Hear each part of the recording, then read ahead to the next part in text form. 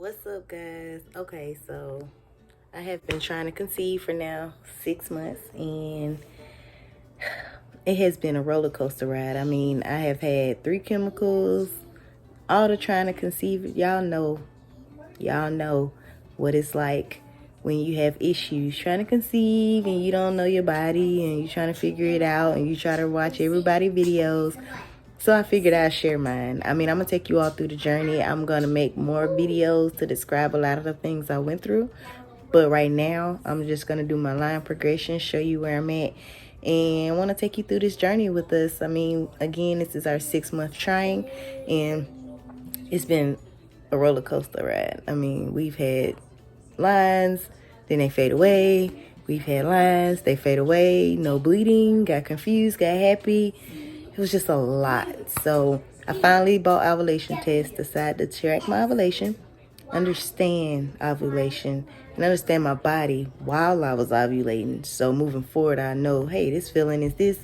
Okay, now I know this is what, before I started tracking ovulation, I didn't even notice a lot of the things that happens with women that tell our body tell us something is wrong, something's going on, something's changed, something's different, and you ignore those things because you think, oh, it probably was what I ate yesterday, or it was my medicine, or I just didn't get enough sleep, drunk too much caffeine today. We all try to give up excuses for why our bodies react the way they do. But when you're trying to conceive, you learn a lot about your body and notice that some stuff is just natural, like ovulation, like implantation, cycles, just there's different things. Women have different issues, different problems. So again, this is my line progression. Not gonna hold you up too long, and thank you for watching. Wish us luck. Throw us some baby dust. And again, I'm 34, so for me, I keep thinking it's my age, but I know it's not my age. I'm not gonna say I know it's not because I haven't been to a doctor to confirm, but I believe it's not because I have normal cycles. Everything is regular. Try not to stress out, but that's a word that I don't know why that's even a word, because it's something that people just can't help. But anyway, let me get you to it. Stay posted. All right, so here's my list, but I'm gonna break it down. Okay, so first I'm gonna turn this upside down, only because my ovulation tests, I taped them upside down. So instead of me trying to take them off and rearrange, I would just do it this way. Now, as you can see, it starts here: 6, 7, 8, 9, 10, 11, 12, 13, 14, 15, 16, and 17. So we're just gonna start here at 6, and at 6, you can see this is the control line and this is the test line, and as you can see, the control line all the way down is the same as that color. So just to prove that that is the control line.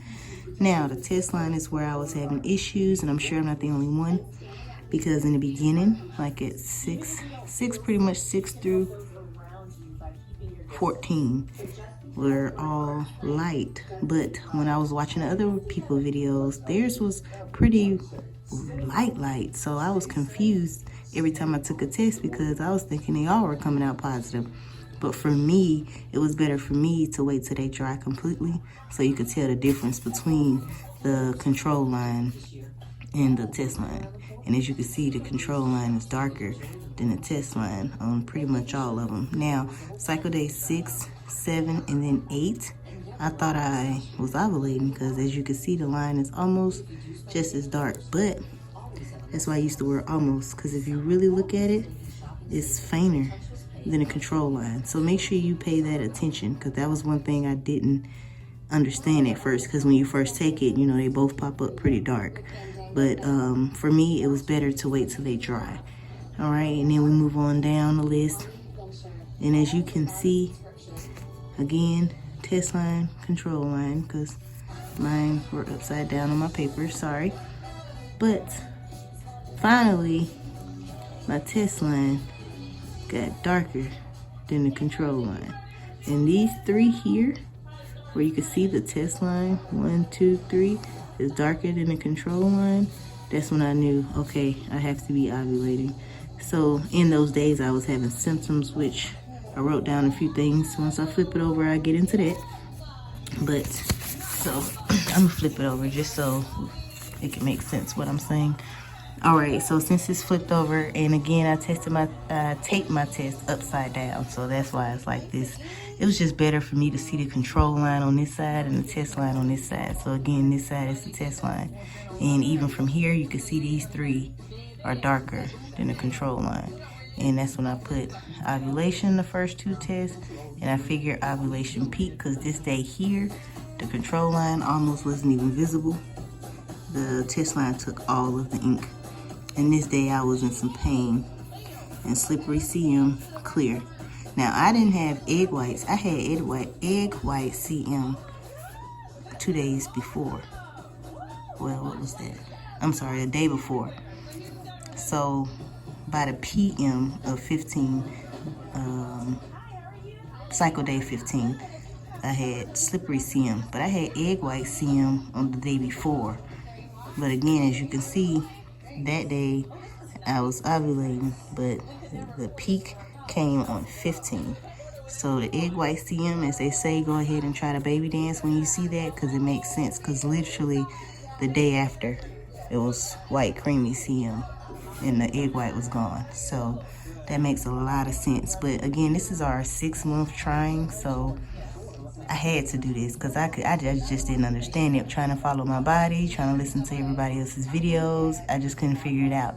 Then I found out through a doctor videos that sometimes you may have ovulation peaks throughout your cycle and you're not ovulating. And I believe that's what cycle day 8 was, where I had a peak, but that didn't mean I was ovulating. So make sure you pay that attention, because literally, if you're like me and your lines is almost as dark as the control line, the best thing to do is to wait till your test line is darker than the control line to determine if you're ovulating. And be patient, because I was giving up. I ain't gonna lie. On day 13, I was just like, you know what? I just think I don't ovulate, or I ovulated on the 8th, and maybe I'm just not pregnant. And then, okay, because you see I baby danced because I wasn't sure. So I was thinking, okay, well, let me take a pregnancy test just in case. On day 17, it was negative. So I'm just like, okay, no, that couldn't have been it. But anyway, moving forward. So every day I just wrote down things that was happening. And of course, ovulation, 1 DPO, 2 DPO, 3, woke up sore, hungry, thirsty. 3 DPO, woke up sore, meaning like as if I had the flu. Like I just woke up like I was sick, but I wasn't sick. I just was sore, like I got the fighting the day before. Not sure what that means. 4 DPO, thirsty, hungry, irritable, bloated. 5 DPO, thirsty, hungry, irritable, lazy, not want to do anything. 6 DPO, I started testing. As you can see, absolutely negative. And as you can see, I put FMU, SMU, and midnight. I took 3 a day there on 6 and 7 DPO.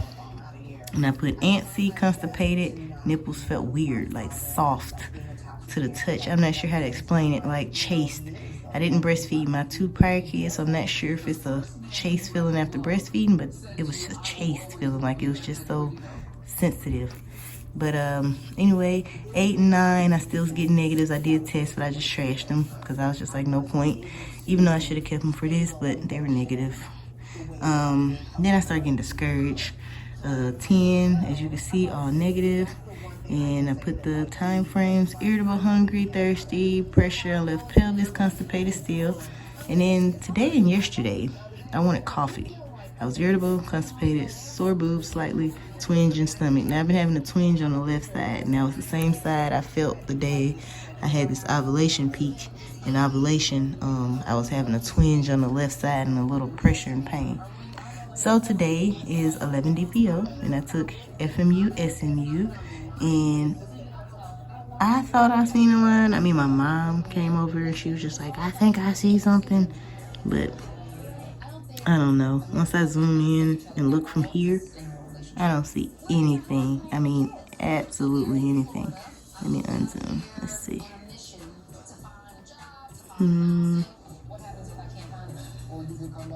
I mean, it looks like it can be a faint line where the indent's at down there, the little dention mark, if you follow it.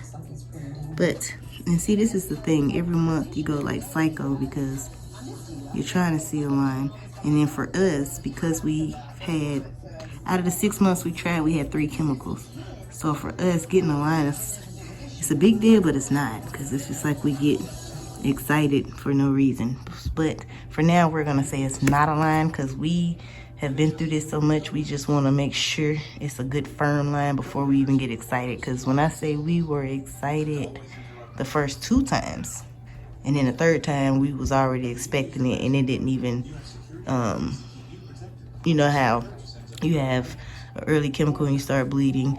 This one, it waited until my cycle was due. This last one, which was not last month, but the month before, it waited till my cycle was due before anything even happened. I was getting positives, and then I got negatives, and I didn't bleed until my cycle was due. So I was confused on that, because the first 2 chemicals, I bled around implantation day.